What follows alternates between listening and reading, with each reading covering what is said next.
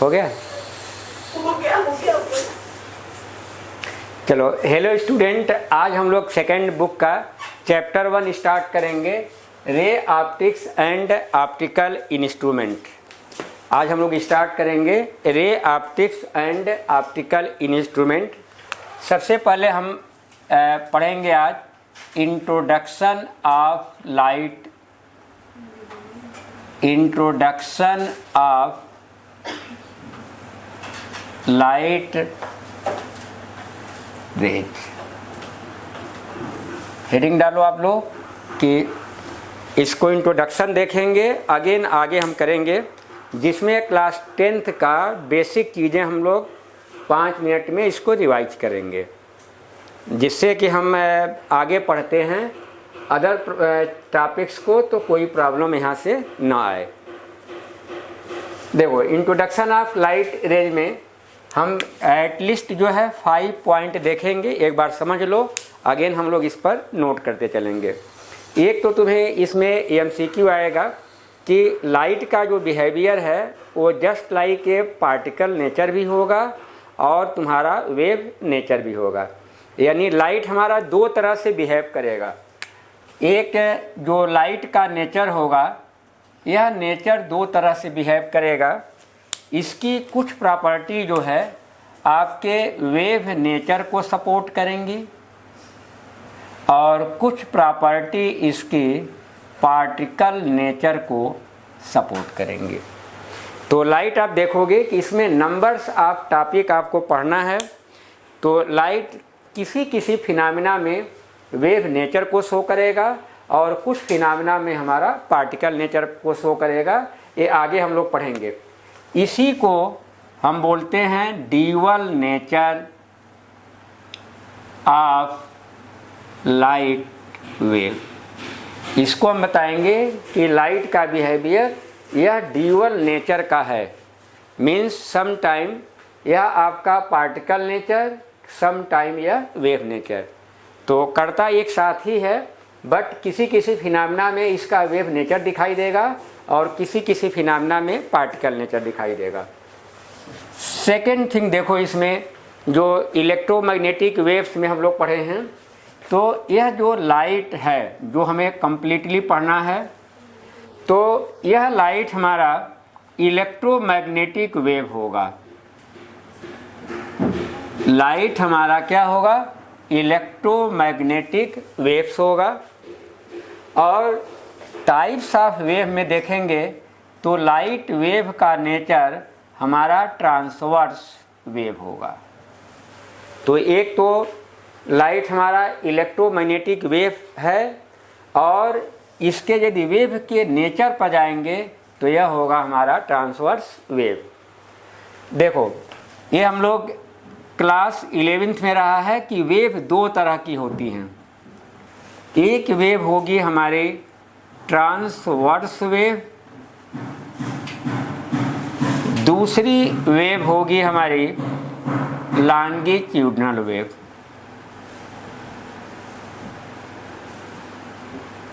पहली वेव होगी transverse wave और दूसरी वेव होगी हमारी लॉन्गिट्यूडिनल वेव।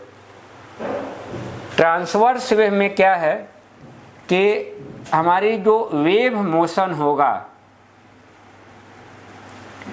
और पार्टिकल मोशन होगा, 2 चीज़ें हैं, वेव मोशन और पार्टिकल मोशन। इनके बीच का एंगल जब 90 डिग्री होगा तो इसको हम बताएंगे कि यह वेव हमारी कहलाएगी ट्रांसवर्स वेव। इसके एग्जाम्पल में अभी हमने जैसे बताया, यह लाइट वेव। लॉन्गिट्यूडिनल वेव में क्या है कि सपोज करो कि यह वेव मोशन इस डायरेक्शन में है, वेव इधर जा रही है, तो हमारा पार्टिकल का जो मोशन होगा, पार्टिकल मोशन जो होगा वो भी सेम डायरेक्शन में होगा। तो ऐसे वेव को हम बोलेंगे लॉन्गिट्यूडिनल वेव। और इसका जो है फेमस एग्जाम्पल हमारा है साउंड वेव।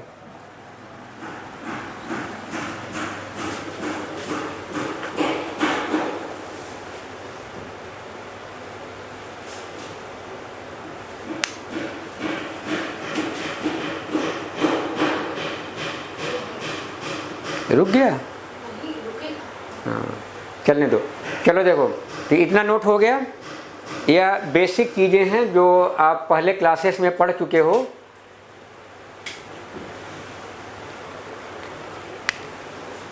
अगेन देखो, लाइट में तुम्हें यह जानना है कि लाइट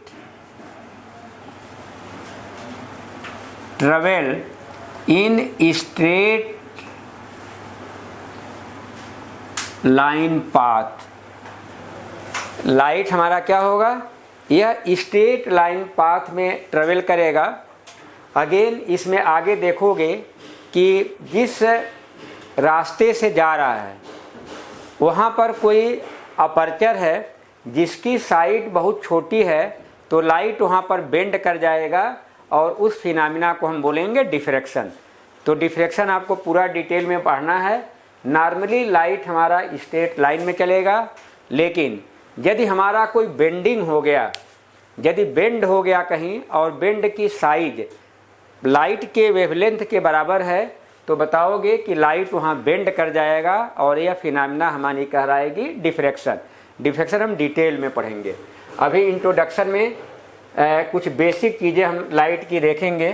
तो एक तो हमने बता दिया कि light travel in a straight line path, straight line में चलेगा। और तुम्हें बताया कि लाइट भी क्या है? इलेक्ट्रोमैग्नेटिक वेव है। तो हम लोग पिछले क्लास में पढ़े थे कि इलेक्ट्रोमैग्नेटिक वेव की जो मैक्सिमम वेलोसिटी कहाँ होती है? वैक्यूम में होती है या एयर में होती है। और जब मीडियम में जाओगे तो वेलोसिटी क्या होगी? डिक्रीज कर जाएगी। तो बिकॉज यह लाइट भी हमारी क्या है? इलेक्ट्रोमैग्नेटिक वेव है। जब इलेक्ट्रोमैग्नेटिक वेव है तो इसके साथ भी वही चीज़ें होगा कि लाइट की जो वेलोसिटी होगी वह वैक्यूम में सबसे ज़्यादा होगी और किसी मीडियम में क्या होगी? सबसे कम होती जाएगी। जैसा मीडियम का रिफ्रैक्टिव इंडेक्स होगा या हम ऑप्टिकल डेंसिटी बोलते हैं।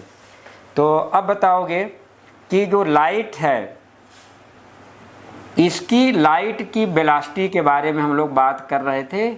इस लाइट की वेलोसिटी जो मैक्सिमम होगी यह होगी वैक्यूम में, वैक्यूम या एयर।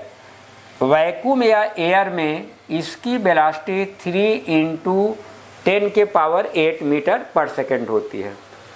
और इसके अलावा मिनिमम कहाँ होगी? यह मीडियम में होगी। मीडियम का जैसा ऑप्टिकल डेंसिटी है उस अकॉर्डिंग वेलोसिटी मिनिमम होगी। तो आपको यही पूछा जाता है कि लाइट की वेलोसिटी सबसे अधिक कहाँ होगी? तो आप बताओगे कि वैक्यूम या एयर में होगी। नेक्स्ट नोट करते चलो तुम लोग।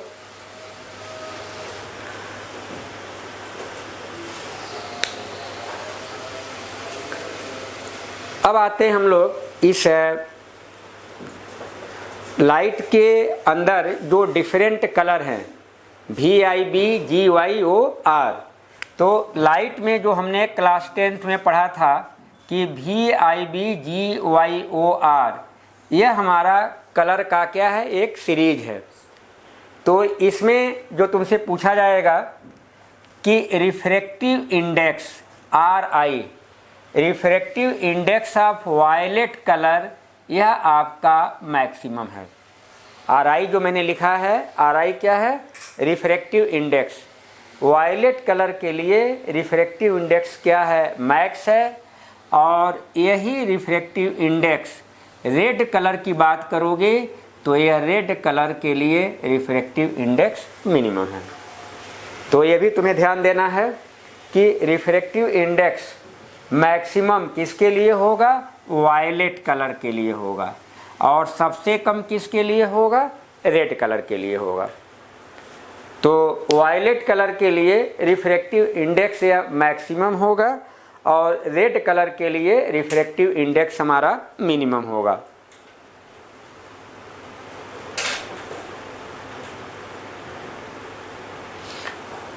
अगेन हम नोट हो गए सर? नोट करो।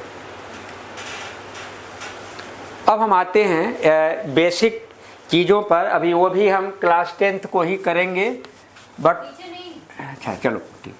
तो ऊपर का मैं क्लीन कर दे रहा हूँ, नीचे का इधर तो हो गया होगा ना, इस साइड में।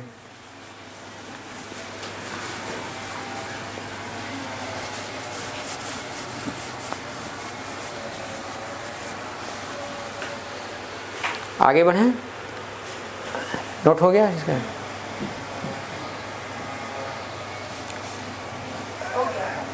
अब हम आते हैं कि रिफ्लेक्शन ऑफ लाइट, हेडिंग डाल लो, जो क्लास 10th में रहा है उसी को हम थोड़ा सा आगे बढ़ाएंगे। तो हेडिंग डालने हम लोग कि रिफ्लेक्शन ऑफ लाइट। तो देखो यह रिफ्लेक्शन ऑफ लाइट है क्या, यह जस्ट क्लास 10th में था कि कोई हमारा एक नॉन ट्रांसपेरेंट या ऑब्जेक्ट है, इस पर लाइट पड़ रही है। तो यह चूँकि नॉन ट्रांसपेरेंट है तो लाइट इस मीडियम में नहीं जाएगी, बल्कि सेम मीडियम में क्या होगी, लौट जाएगी। ध्यान दो, लाइट किसी नॉन ट्रांसपेरेंट सरफेस पर पड़ रही है और पड़ने के बाद लौट जा रही है उसी मीडियम में, तो यह हमारी फिनोमेना कहलाएगी रिफ्लेक्शन। यह फिनोमेना क्या कहलाएगी, रिफ्लेक्शन। तो लाइट की रेज सरफेस पर पड़ी, यह सरफेस हमारा नॉन ट्रांसपेरेंट है, यहाँ से लौट गई, बाउंस कर गई सेम मीडियम में, तो यही फिनोमेना हमारी कहलाएगी रिफ्लेक्शन ऑफ लाइट रेज। जिस पॉइंट पर पड़ रहा है यहाँ पर आप नॉर्मल ड्रा कर दो, तो यह हो गया हमारा नॉर्मल। तो और यह रेज जो आ रही है, इस रेज को आप बताओगे इंसिडेंट रेज, यह हमारी होगी इंसिडेंट रे, और जो लौट के जा रही है यह रे होगी रिफ्लेक्टेड रे। तो देखो इंसिडेंट रे और नॉर्मल के बीच का जो एंगल है इसको हम बोलेंगे एंगल ऑफ इंसिडेंस आई। तो आई को हम बोलेंगे एंगल ऑफ इंसिडेंट, और जितना यह एंगल ऑफ इंसिडेंट होगा यही हमारा एंगल ऑफ रिफ्लेक्शन होगा। एंगल ऑफ रिफ्लेक्शन किसके किसके बीच में है, रिफ्लेक्टेड रे और नॉर्मल के बीच में एंगल ऑफ रिफ्लेक्शन है। तो R इक्वल टू यह होगा एंगल ऑफ रिफ्लेक्शन। R क्या होगा, एंगल ऑफ रिफ्लेक्शन। अब हम आते हैं लॉज ऑफ रिफ्लेक्शन। चलो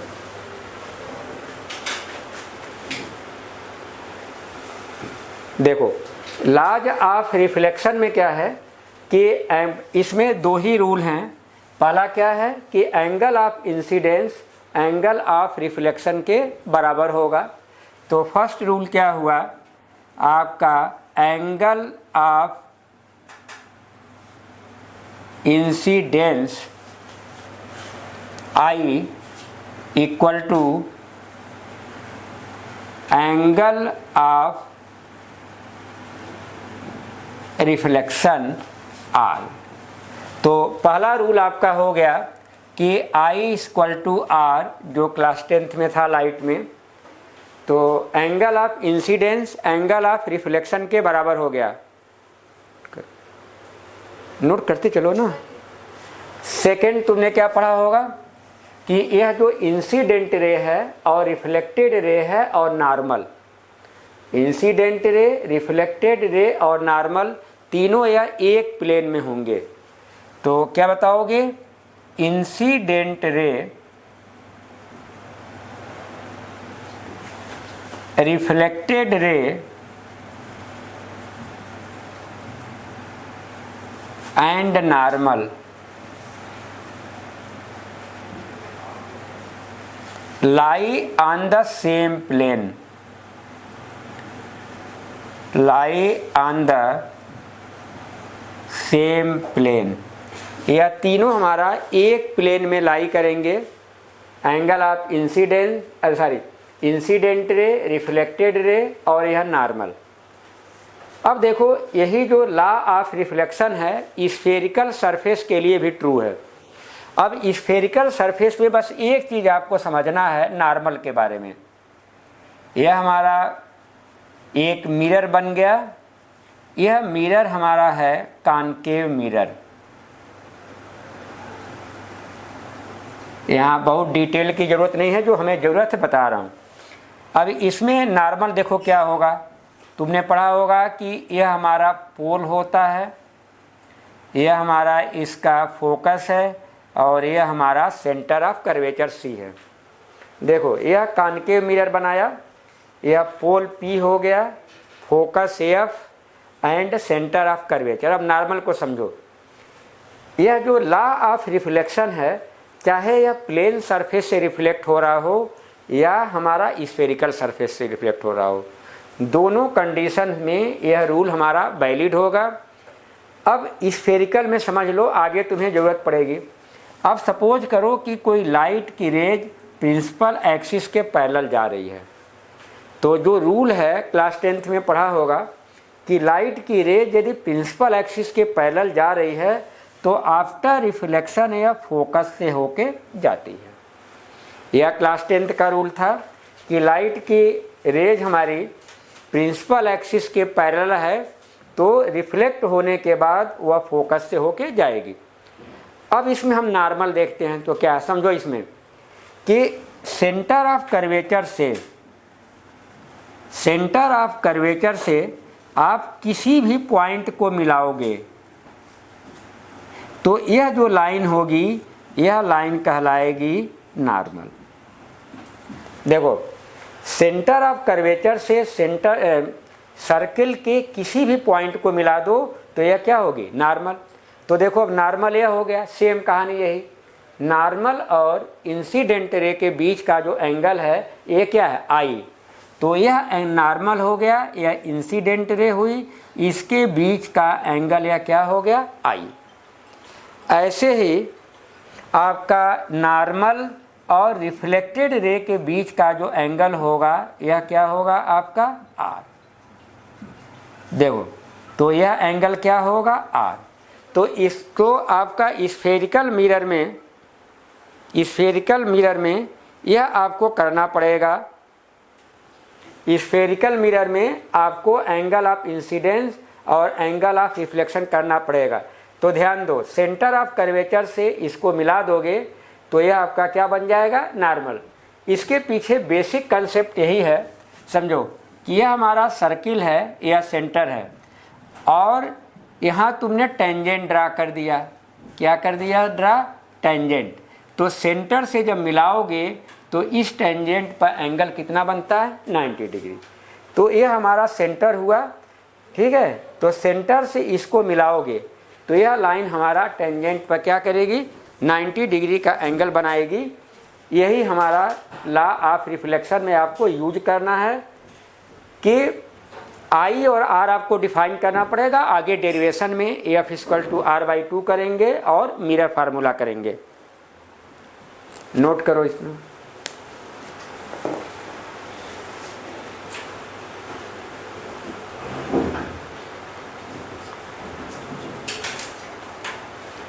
नोट हो गए, चलो अब आगे आते हैं हम लोग।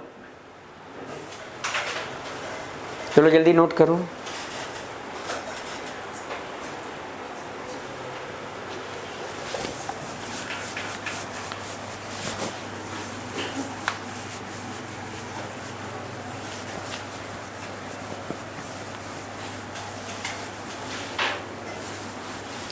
अब आप नेक्स्ट हेडिंग डालो इसमें।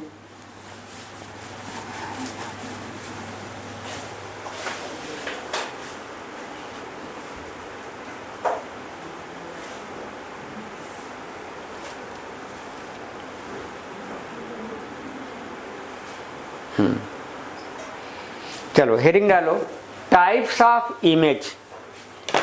आपको हेडिंग डालनी है टाइप्स ऑफ इमेज।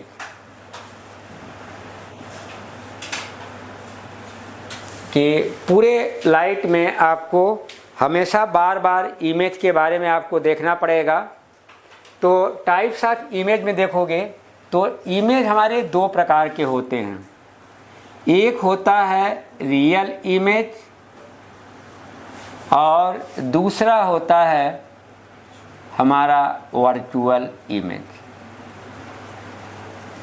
समझो, इमेज हमारे दो तरह से होंगे, एक होगा रियल इमेज और दूसरा होगा वर्चुअल इमेज। अब रियल इमेज के बारे में सबसे पहले हम डिफिनीशन देखेंगे और इसकी हम प्रॉपर्टी देखेंगे। क्या कर रही हो, क्या देख रही हो? नीचे मोबाइल तो नहीं है? दोनों हाथ से मोबाइल चलता है। हाँ, तो नया सिस्टम आया इसका। नीचे मत, बोर्ड पर देखो, समझा रहा हूँ, देखो उसको।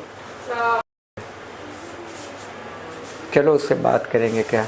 चलो देखो, या टाइप्स ऑफ इमेज में दो तरह के इमेज होंगे, एक रियल इमेज और दूसरा वर्चुअल इमेज। दोनों के समझो डिफिनीशन, प्रॉपर्टी अगेन हम लोग पूरे उसमें देखेंगे। देखो, रियल इमेज में क्या है कि रिफ्लेक्शन या रिफ्रैक्शन के बाद, जैसे सपोज करो कि यह हमारा कॉनकेव मिरर है और यह हमारा ऑब्जेक्ट है। ध्यान से समझो, इसलिए कि आगे यह यूज आएगा। सपोज करो कि यह लाइट की रेज गई और रिफ्लेक्ट हो गई, ठीक है, और लाइट की रेज अगेन मान लो ऐसे जा रही है, यह सेंटर ऑफ कर्वेचर है सपोज करो, और तो यहाँ से क्या होगी, लौटेगी। तो ध्यान से देखो क्या करना है डिफिनीशन में कि रिफ्लेक्शन के बाद या रिफ्रैक्शन के बाद मिरर होगा तो रिफ्लेक्शन होगा, और नॉर्मली सरफेसेस होंगे मीडियम तो रिफ्रैक्शन होगा। रिफ्लेक्शन या रिफ्रैक्शन के बाद यदि लाइट की रेज, दो रेज आपस में कहीं इंटरसेक्ट करती हैं तो इस इंटरसेक्शन पॉइंट पर जो इमेज बनेगा इसको हम बताएंगे रियल इमेज। अगेन देखो, अब बिना मिरर के तुम्हें बता रहा हूँ कि रिफ्लेक्शन या रिफ्रैक्शन के बाद लाइट की रेज मान लो ऐसे गई, इधर रिफ्लेक्ट होके आ गई। दूसरी लाइट की रेज मान लो ऐसे जाती है या इधर से जा रही है और रिफ्लेक्ट होके ऐसे आ गई। तो देखो, यह भी रिफ्लेक्टेड रेज है और यह भी रिफ्लेक्टेड रेज है, दोनों यहाँ पर क्या कर गई, कट कर गई। तो यदि कट करेंगी तो इस इंटरसेक्शन पॉइंट पर जो इमेज बनेगा यह इमेज हमारा क्या होगा, रियल इमेज। समझ रहे हैं कि आफ्टर रिफ्लेक्शन या रिफ्रैक्शन के बाद यदि लाइट की रेज अपने आप कहीं मिल जाती हैं तो यह इमेज हमारा क्या कहलाएगा, आपका रियल इमेज। ध्यान देना, मिलना किसको है, रिफ्लेक्टेड रेज को, इंसिडेंट रे को नहीं। यह ऐसे गई इधर आ गई, यह ऐसे गई इधर आ गई। अब सपोज करो कि लाइट की रेज जा रही हैं, रिफ्लेक्ट हो रही हैं, ठीक है, और यह रेज ऐसे ऐसे जा रही है और यह ऐसे चली आ रही है। तो देखो, यह लाइट की रेज इधर आएगी या इधर आएगी, तो रिफ्लेक्शन के बाद कहीं मिलेंगी, नहीं मिलेंगी। तो जब कहीं नहीं मिलेंगी तो ऐसा लगेगा कि यह लाइट की रेज, इन रेज को पीछे बढ़ा दोगे तो लगेगा कि यह इस पॉइंट से आ रही हैं, इस पॉइंट से दोनों रेज आ रही हैं और यहाँ पर हमारा इमेज फॉर्म हो रहा है, और यह इमेज हमारा कहलाएगा वर्चुअल इमेज। यह इमेज क्या कहलाएगा, वर्चुअल इमेज। तो ध्यान से देखो कि रिफ्लेक्शन यहाँ भी हो रहा है, लेकिन रिफ्लेक्शन के बाद पहली रेज यह है और रिफ्लेक्शन के बाद दूसरी रेज मान लो यह ऐसे जा रही है, यह पहली रेज ऐसे गई। अब तुम कहोगे कि यह दोनों कट कर गई, लेकिन ध्यान से देखो, यह रिफ्लेक्टेड रेज है, यह इंसिडेंट रेज है। कट किस में होना चाहिए, रिफ्लेक्टेड में या रिफ्रैक्टेड में। तो देखो, यह रेज हमारी कौन सी है, रिफ्लेक्टेड, और यह रेज भी क्या है, हमारी रिफ्लेक्टेड है। तो देखो, यह ऐसे क्या हो रही हैं, डाइवर्ज हो रही हैं। तो रिफ्लेक्शन या रिफ्रैक्शन के बाद यदि डाइवर्ज हो रही हैं तो कभी भी लाइट की रेज आपस में मिलेंगी नहीं। तो जब मिलेंगी नहीं तो इनको जब पीछे बढ़ा दोगे, क्या करोगे, पीछे बढ़ा दोगे, तो लगेगा कि यह लाइट की रेज इस पॉइंट से होके आ रही हैं और यहाँ पर जो इमेज बनेगा वह इमेज हमारा क्या होगा, आपका वर्चुअल इमेज। अब यहाँ कॉन्सेप्ट क्या हुआ कि आफ्टर रिफ्लेक्शन, देखो आफ्टर रिफ्लेक्शन हमारी जो लाइट की रेज हैं, लाइट रेज ये क्या हो जाए, डाइवर्ज हो जाए। देख रहे हो डाइवर्ज माने क्या हुआ था, फैलना। कि रिफ्लेक्शन के बाद लाइट की रेज हमारी डाइवर्ज हो जाए तो बोलोगे क्या, कभी मिलेंगे ही नहीं। और इनको जब पीछे बढ़ाओगे तो लगेगा कि इस पॉइंट से होके आ रही हैं, तो इस पॉइंट पर जो इमेज बनेगा वह इमेज हमारा क्या होगा, वर्चुअल इमेज। बोलो ठीक। यहाँ पर क्या देख रहे हो कि आफ्टर रिफ्लेक्शन, ठीक है, लाइट रेज कन्वर्ज हो रही हैं। कन्वर्ज माने क्या हो रही है, सिकुड़ रही हैं। तो जब लाइट की रेज कन्वर्ज हो रही हैं तो हमारा क्या, तो यह एमसीक्यू में तुम्हें समझ में आ जाएगा कि यदि आफ्टर रिफ्लेक्शन या रिफ्लेक्शन लाइट की रेज कन्वर्ज होती हैं तो समझ लो कि रियल इमेज बनेगा। और यदि यह डाइवर्ज होती हैं तो बताओगे कि हमारा वर्चुअल इमेज बनेगा। ठीक है, तो एक तो डिफिनीशन हो गया कि रिफ्लेक्शन या रिफ्रैक्शन के बाद लाइट की रेज यदि एक दूसरे को कहीं इंटरसेक्ट करती हैं तो उस इंटरसेक्शन पॉइंट पर रियल इमेज बनेगा। इसमें क्या है, रिफ्लेक्शन या रिफ्रैक्शन के बाद लाइट की रेज क्या हो रही हैं, डाइवर्ज हो रही हैं, फैल रही हैं, तो आपस में तो मिलेंगे नहीं। जब इसको पीछे आप बढ़ा दोगे तो लगेगा कि किसी पर्टिकुलर पॉइंट से आ रही हैं और वही पर्टिकुलर पॉइंट तुम्हारा क्या होगा, वर्चुअल इमेज। आप न बनाए हो तो बना लो। अगेन आगे बढ़ता हूँ दूसरे तीसरे पॉइंट पर। चलो नोट कर लो फिगर इतना, नहीं चलो रहने दो उतना, कट ले कर लेगा वो।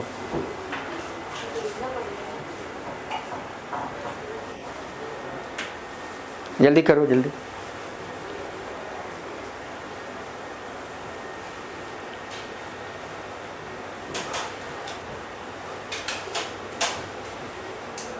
हो गया। चलो अब इसकी दूसरी प्रॉपर्टी तुमने पढ़ा है कि रियल इमेज हमेशा इन्वर्टेड होगा। रियल इमेज हमेशा क्या होता है, इन्वर्टेड। तो यह बताओगे कि रियल इमेज, शॉर्ट में नोट कर लो, रियल इमेज हमेशा इन्वर्टेड होगा। और यह जो वर्चुअल इमेज है, वर्चुअल इमेज यह हमेशा जो है आपका इरेक्ट होगा। वर्चुअल इमेज को क्या बताओगे कि इरेक्ट होगा यानी सीधा होगा। थर्ड तुमको यह जानना है कि रियल इमेज का फोटो जो है आप स्क्रीन पर ले सकते हो। रियल इमेज की फ़ोटो क्या होगी, स्क्रीन पर ले सकते हो। और यहाँ पर बताओगे वर्चुअल इमेज की फ़ोटो स्क्रीन पर नहीं ले सकते। वर्चुअल, यह तीन जो है आपके 10th में था इतनी प्रॉपर्टी। अब आगे हम पहला डेरिवेशन हम स्टार्ट करेंगे क्लास 11th का। सॉरी अभी हमको प्लेन मिरर आ रहा है बोर्ड में, तो उसमें थोड़ा जानना है। उसके बाद हम एक लास्ट डेरिवेशन करेंगे फोकल लेंथ और रेडियस ऑफ कर्वेचर का रिलेशन। यदि नोट करो, नोट हो गए।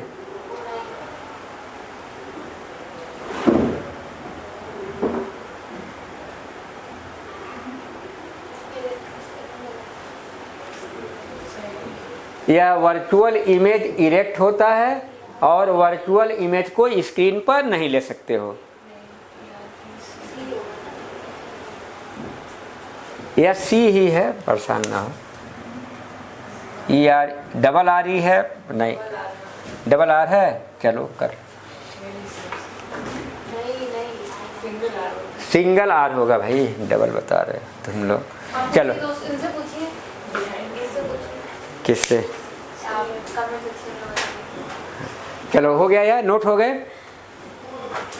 अरे नोट हो गए। अब आप हेडिंग डाल लो, प्रॉपर्टी ऑफ हेडिंग, या हेडिंग डाल लो प्लेन मिरर। तुम्हें प्लेन मिरर की प्रॉपर्टी यहाँ देखनी है, यह प्रॉपर्टी आप देखो। तो अब हम आते हैं बेसिक्स में आज। प्लेन मिरर, प्लेन मिरर में आपने पढ़ा होगा एर्थ वगैरह में कि यह प्लेन सरफेस है, लाइट की रेज आ रही है और यहाँ से रिफ्लेक्ट हो रही है। यह आपका हो गया नॉर्मल, जो नॉर्मल हो गया। यह हमारी इंसिडेंट रे IR होगी और यह रिफ्लेक्टेड रे RR। तो यह हम लोग पहले भी डिस्कस किए हैं, यह इंसिडेंट रे, यह रिफ्लेक्टेड रे। बना लो फिगर, इन प्रॉपर्टी हम एक एक करेंगे, 5 प्रॉपर्टी हैं, उसके बाद डिफिनीशन, अरे डेरिवेशन।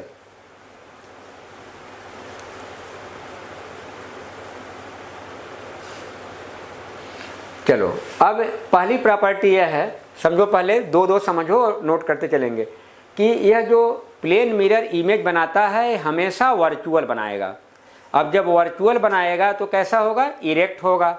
जैसे तुम्हारी ऑब्जेक्ट रखी है वैसे ही क्या होगा, इमेज बनेगा। तो प्लेन मिरर की पहली प्रॉपर्टी क्या हुई कि प्लेन मिरर से जब भी इमेज बनेगा वह वर्चुअल और इरेक्ट होगा। तो आप लिख लो, image is always virtual and erect. Image हमेशा क्या होगा, वर्चुअल एंड इरेक्ट होगा। सेकेंड देखो, यह प्लेन मिरर है, फिगर पर ध्यान देखो, बोर्ड पर ड्रा भी चाहो तो करते रहो, साथ में समझते भी रह सकते हो। देखो अब इसमें दो चीज़ें हैं, ऑब्जेक्ट यहाँ मिरर के सामने हमने रख दिया। तो जब ऑब्जेक्ट मिरर के सामने रखेंगे तो जो इमेज बनेगा वह मिरर के पीछे बनेगा।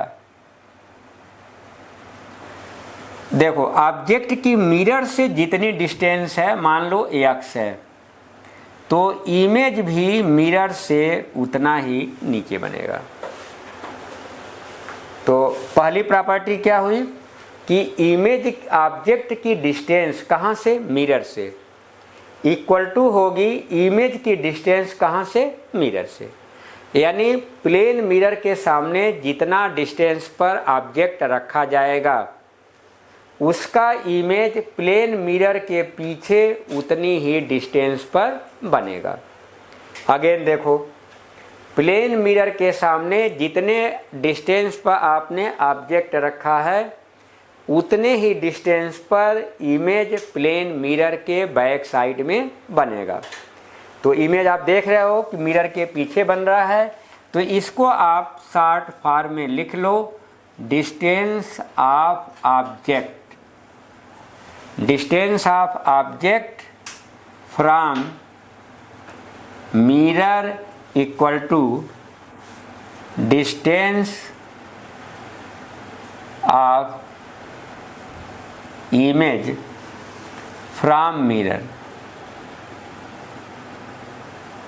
तो एक तो आपको यह कंसेप्ट रखनी पड़ेगी कि जितने डिस्टेंस पर आप इस ऑब्जेक्ट को मिरर से रखोगे, जैसे मान लो ऑब्जेक्ट को मिरर से हमने 2 मीटर पर रख दिया, तो जो इमेज बनेगा वह मिरर से 2 मीटर पीछे बनेगा। बोलो ठीक है। अब आते हैं तीसरी प्रॉपर्टी। अब तीसरी प्रॉपर्टी साइज के ऊपर है। यह मान लो हमारा प्लेन मिरर है, यहाँ हमने यह ले लिया ऑब्जेक्ट, ऑब्जेक्ट की हाइट हमने ले लिया h, ठीक है। तो अब क्या है कि इतनी ऑब्जेक्ट का रखा, तो अब यहाँ जो इमेज बनेगा, इमेज की हाइट भी हमारी क्या होगी, h होगी। इसका मतलब हुआ कि ऑब्जेक्ट यदि 5 सेंटीमीटर लेंथ का ऑब्जेक्ट प्लेन मिरर के सामने रखोगे तो जो इमेज बनेगा उस इमेज की हाइट कितनी होगी, 5 सेंटीमीटर होगी। तो इसमें थर्ड इसमें आ गया कि हाइट ऑफ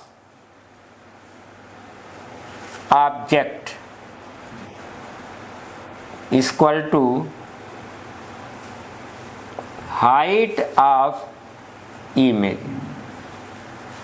ऑब्जेक्ट की हाइट इमेज की हाइट के क्या होगी, बराबर होगी।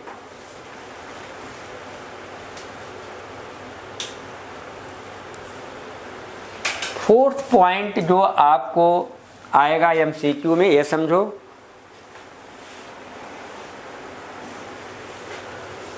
यह 3 प्रॉपर्टी क्लियर ही। चौथा पॉइंट आता है कि लीनियर मैग्निफिकेशन।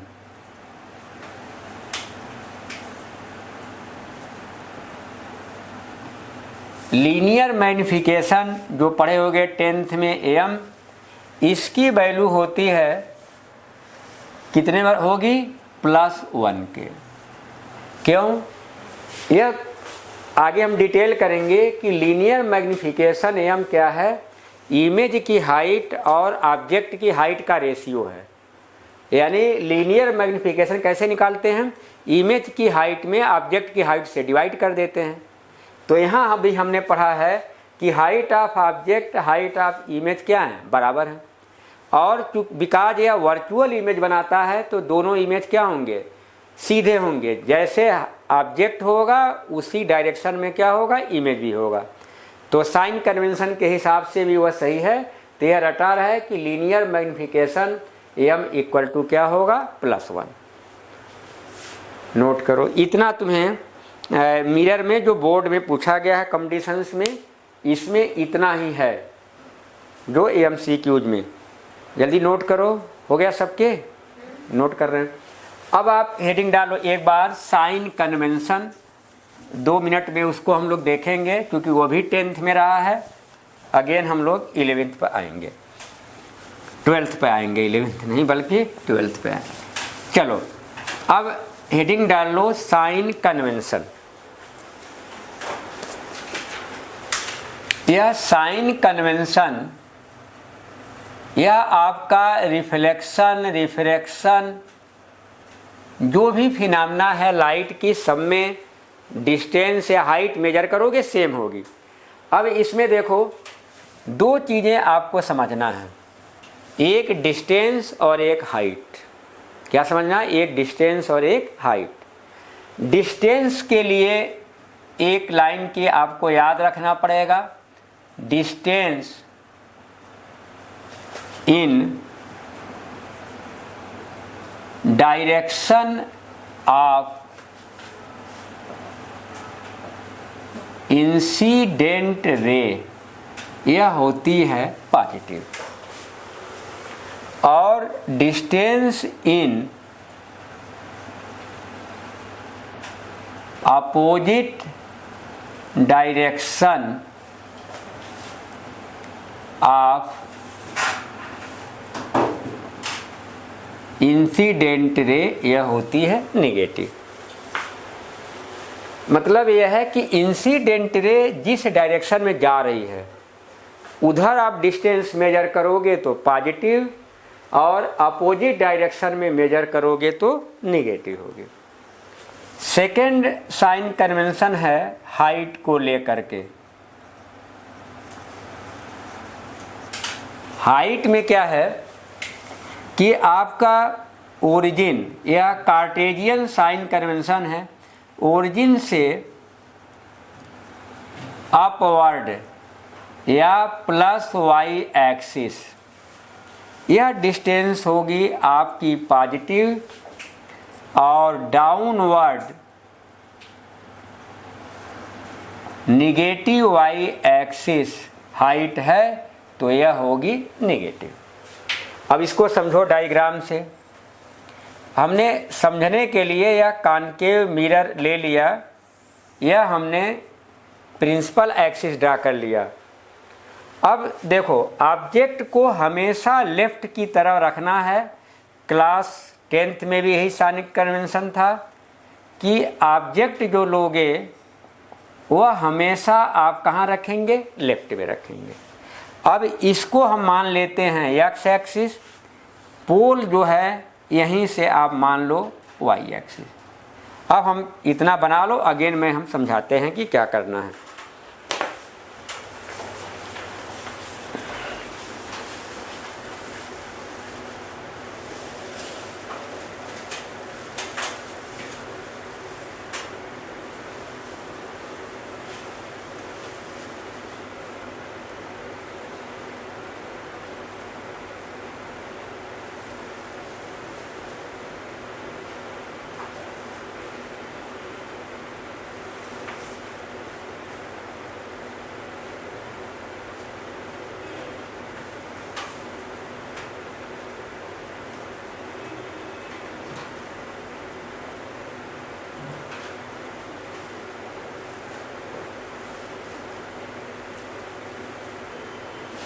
इसका एसी का गिरा दो नीचे, उसे पता नहीं कौन कर दिया है, नीचे कर दो, वो हवा नहीं पास हो रही है तो मास्टर हो रहा है। हाँ नीचे कर दो।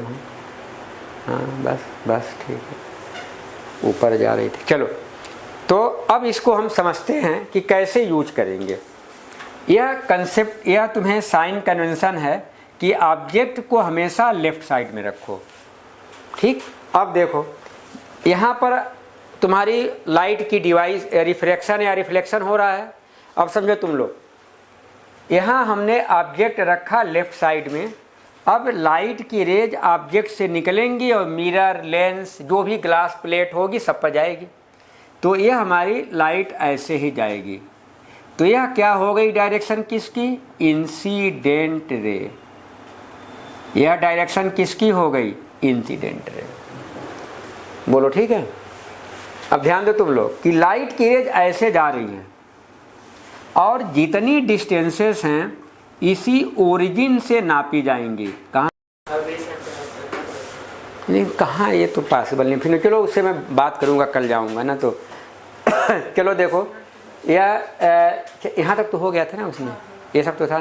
देखो डायग्राम में हमें बता रहे हैं कि जैसे ऑब्जेक्ट को हमेशा आपने लेफ्ट साइड में रखा, तो जब लेफ्ट साइड में रख रहे हो तो देखो लाइट की रेज ऑब्जेक्ट से चलेंगी, मिरर पे आएंगी, यह डायरेक्शन इंसिडेंट रे की हुई।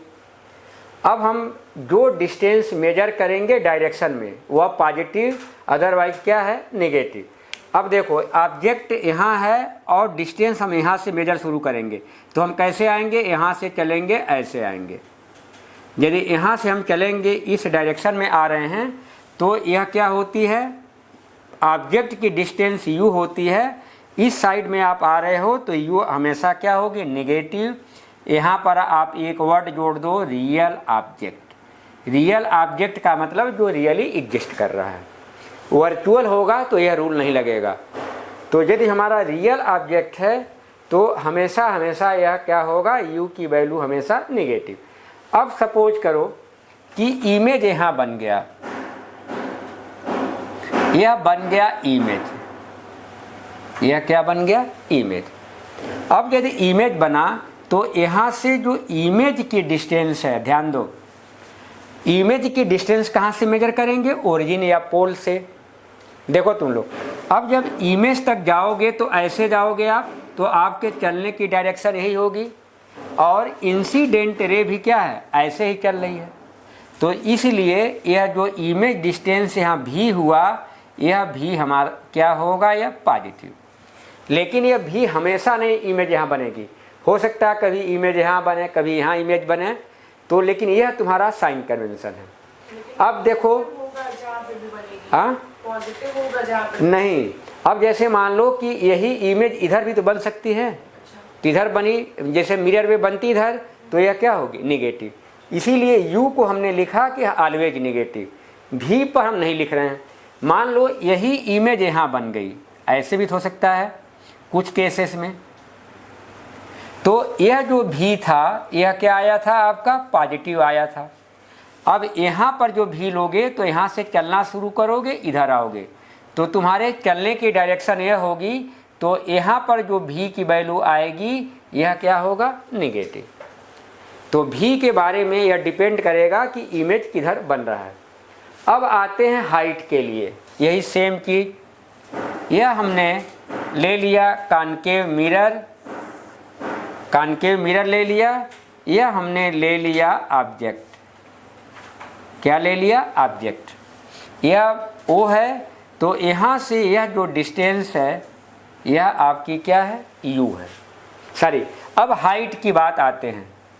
तो हाइट में हमने क्या बताया था? देखो यह हमारा x एक्सिस हो गया, यह प्लस y हुआ और यह हुआ माइनस y। अब हाइट में आ जाओ। हाइट में क्या बताया था कि ओरिजिन है, इससे ऊपर की ओर जाओगे प्लस y एक्सिस में।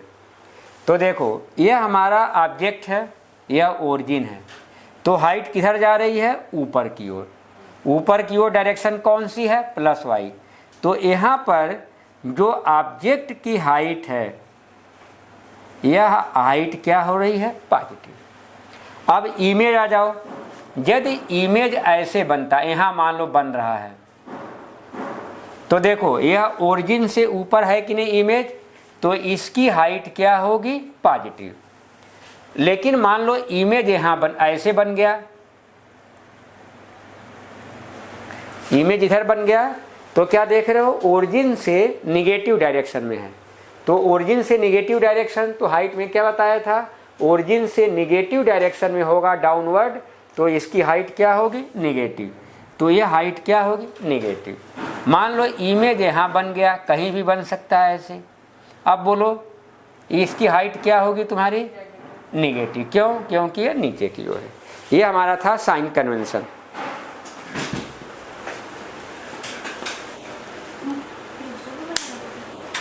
हाँ, दोनों बना लो फिगर।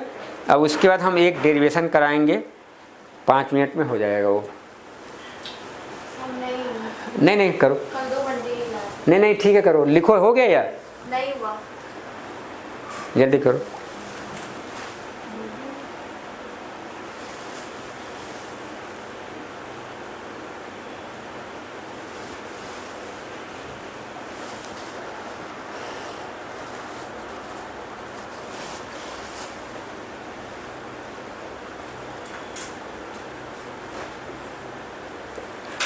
जल्दी करो इसको आप लोग। अब आप हेडिंग डालो, जो डेरिवेशन आता है जो क्लास 12th में अब है, कि हेडिंग डालो relation between focal length and radius of curvature. 10th में आपने इसका फार्मूला पढ़ा था, फोकल लेंथ F = R/2। यहाँ आपको डेरिवेशन करना है, एक बार कॉन्केव लेंस के लिए, मिरर के लिए, और एक बार आपका कॉन्वेक्स मिरर के लिए। चलो अब हेडिंग डालो, relation between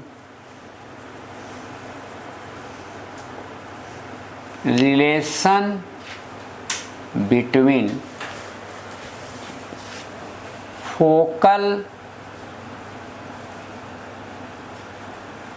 length and radius of curvature. Focal length और रेडियस ऑफ कर्वेचर में रिलेशन पहले हम आज स्टार्ट करेंगे कॉनकेव मिरर के लिए। दोनों पूछा जाएगा, कॉनकेव मिरर और कॉन्वेक्स मिरर। समझो इसको कैसे डेरिवेशन करना है। यह हमारा है, पहले आप लोग फिगर हम बना दें, उसके बाद आप लोग बनाइएगा। यह देखो कॉनकेव मिरर है, यह हमारा प्रिंसिपल एक्सिस है, और यह पॉइंट है पोल। पोल पता होगा ना कि जो रिफ्लेक्टिंग सरफेस है, इसका मिड पॉइंट हमारा क्या कहलाता, पोल। अगेन इसमें आपने पढ़ा होगा, यह फोकल पॉइंट होता है और यह C सेंटर ऑफ कर्वेचर होता है। अब देखो लाइट की रेज, यह हमारा प्रिंसिपल एक्सिस के पैरेलल जा रही है, तो एज पर रूल यह हमारा प्रिंसिपल फोकस से होके रिफ्लेक्ट होगी। देखो तुम लोग, पहले 2 मिनट फिगर थोड़ा एक्सप्लेन कर दे, फिर लिखना। यह लाइन हमारी, यह हमारी इंसिडेंट रे है, यह प्रिंसिपल एक्सिस के पैरेलल है, रिफ्लेक्ट हो रही है, तो कहाँ से आ रही है, फोकस से होके आ रही है। अब हमें देखो लॉ ऑफ रिफ्लेक्शन अभी बताया था, तो उसके लिए क्या चाहिए, नॉर्मल। तो प्लेन मिरर, इसमें स्फेरिकल मिरर में नॉर्मल कैसे ड्रा करते हैं, सेंटर ऑफ कर्वेचर से आप किसी भी पॉइंट को मिला दो, तो इसको आप यहाँ मिला दो, तो यही हमारा क्या हो गया, नॉर्मल। जब यह नॉर्मल हुआ तो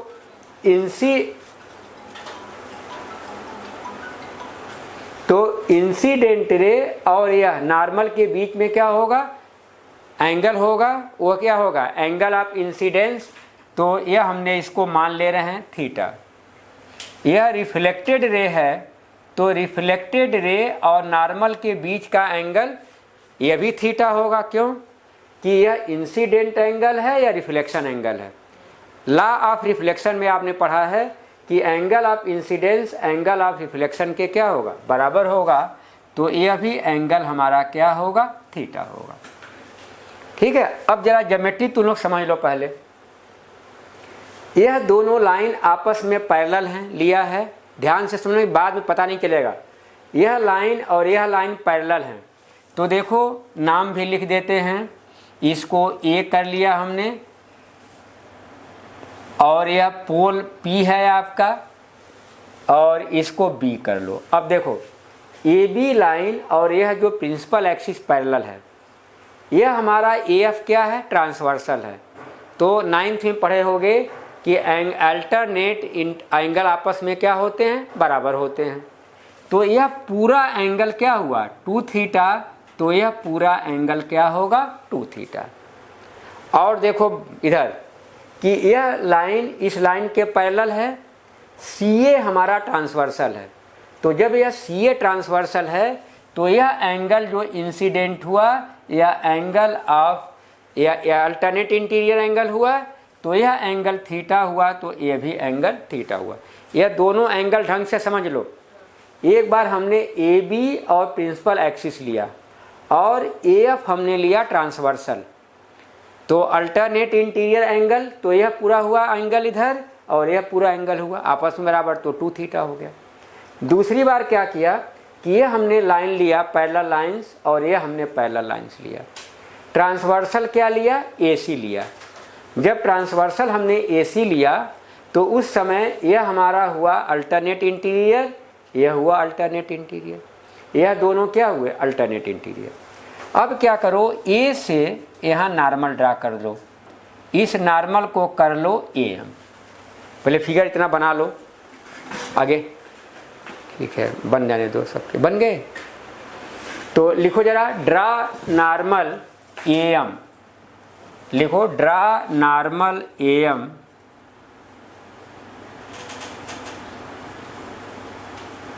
M on principal axis. Principal axis पर हमने नॉर्मल ड्रा कर लिया। ठीक, अब देखो तुम लोग,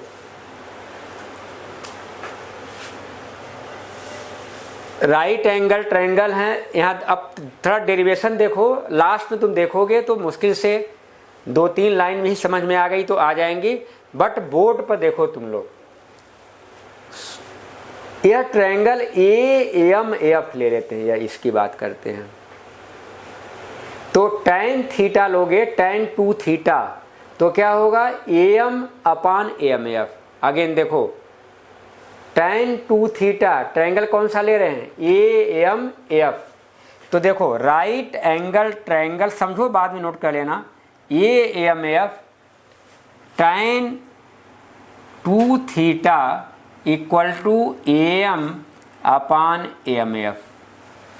देखो बोलो होगा नहीं होगा, A M upon A M F. अब यहाँ पर एप्रोक्सीमेशन समझो, यह जो मिरर हम लेते हैं, यह सभी के अपर्चर बड़े छोटे होते हैं।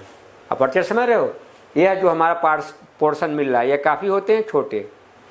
और यह जो लाइट की रेज, जब डेरिवेशन हम करते हैं तो यह लाइट की रेज प्रिंसिपल एक्सिस के काफ़ी क्लोज लेते हैं। जैसे यहाँ पर ले लिया, लाइट की रेज प्रिंसिपल एक्सिस के क्या होगा, काफ़ी क्लोज होगा।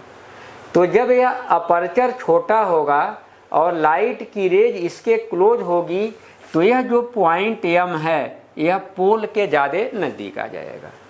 समझो 2 लाइन लिखना है, मिरर का अपर्चर छोटा लेंगे, इंसिडेंट रे प्रिंसिपल एक्सिस के काफ़ी क्लोज लेंगे। तो जैसे तुमने यहाँ लेते, मान लो यहाँ आती, तो एम कहाँ आता है, यहाँ आता, बोलो होता नहीं। और नज़दीक लेते, यहाँ लेते, तो एम क्या होता है, यहाँ लेता। तो यदि यह 2 कंडीशन फुलफिल हैं तो एम जो है पी को लगभग कोइंसाइड कर जाएगा। कोइंसाइड समझ रहे हो, पी के पास चला जाएगा। तो जो ए एफ एम किसके बराबर हो जाएगा, ए एफ पी के बराबर। तो लिखो, if aperture of the mirror, लिखो if aperture of the mirror is very small. Aperture of the mirror is very small and incident ray BA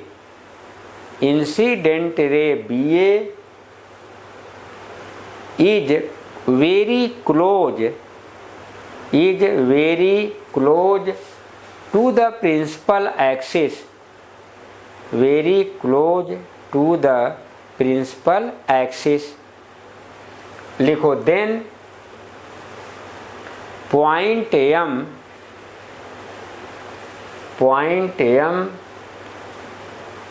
approaches towards the pole P,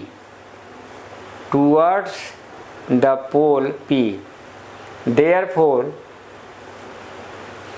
AMF equal to AFP, therefore AMF equal to AFP. तो अब आप यहाँ लिख लो tan 2 theta equal to AM upon AFP, equation 1। दो equation बनेंगे, solve हो जाएगा। tan 2 थीटा यहाँ तक समझ में आ गया, क्योंकि अब डायरेक्शन स्टार्ट है। अब आते हैं दूसरा राइट एंगल, बोर्ड पर देखो, दूसरा राइट एंगल ट्रायंगल AMC लेते हैं। कौन सा लेंगे? देखो AMC। अब यह एंगल क्या मिल रहा है? थीटा। तो tan थीटा क्या होगा? AM upon CM। बोलो होगा कि नहीं होगा? tan थीटा होगा AM अपान CM।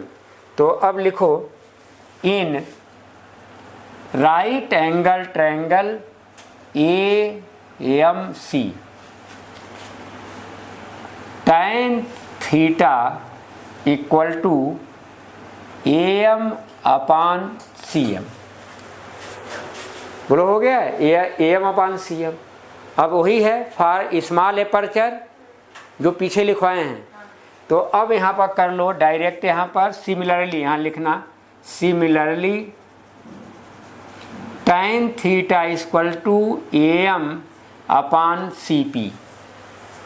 बोलो AM अपान CP होगा। यह M कहाँ चला जाएगा? P के पास। तो CM किसके बराबर हो गया? CP के।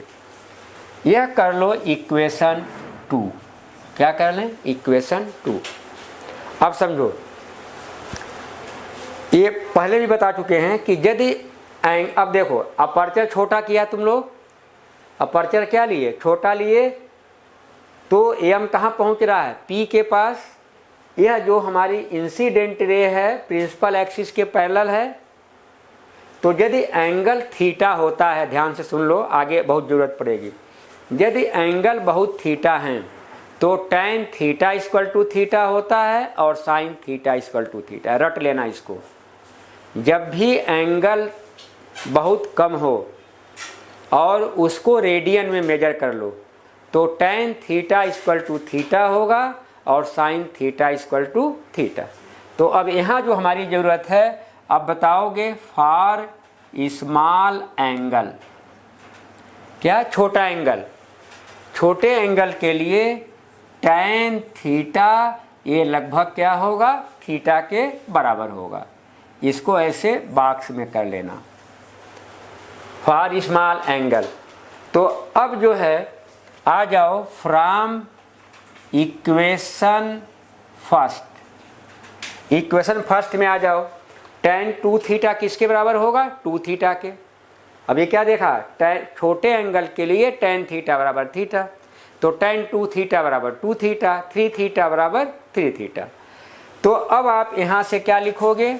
2 theta equal to AM upon AFP। बोलो लिखोगे कि नहीं? अब आप इसको AM को ऐसे ही रहने दो। बोलो AM को ऐसे रहने दो। अब AFP देखो क्या है? AFP क्या है? फोकल लेंथ है कि नहीं? ये देखो पोल और फोकल पॉइंट के बीच की डिस्टेंस क्या है? Focal length. तो AM अपान AF कर लो। बोलो हो गया? तो यहाँ आ गया 2 theta equal to AM by AF, या यहाँ से थीटा निकाल लो तो यह हो गया AM बाई 2AF। इसको इक्वेशन ए कर लो। थीटा की वैल्यू क्या आ गई, AM/2F। कहाँ कोई दिक्कत? अब आप फ्रॉम इक्वेशन, हमने कहाँ से किया है कि फ्रॉम इक्वेशन फर्स्ट, अब कहाँ से निकालें, from equation second. From equation second, जब इक्वेशन सेकंड की बात करोगे तो देखो यह tan थीटा है, तो थीटा इक्वल टू होगा AM/CP। अब CP देखो क्या है, C से लेकर के P तक यह रेडियस ऑफ कर्वेचर है, तो इसको आप लिखोगे AM/R।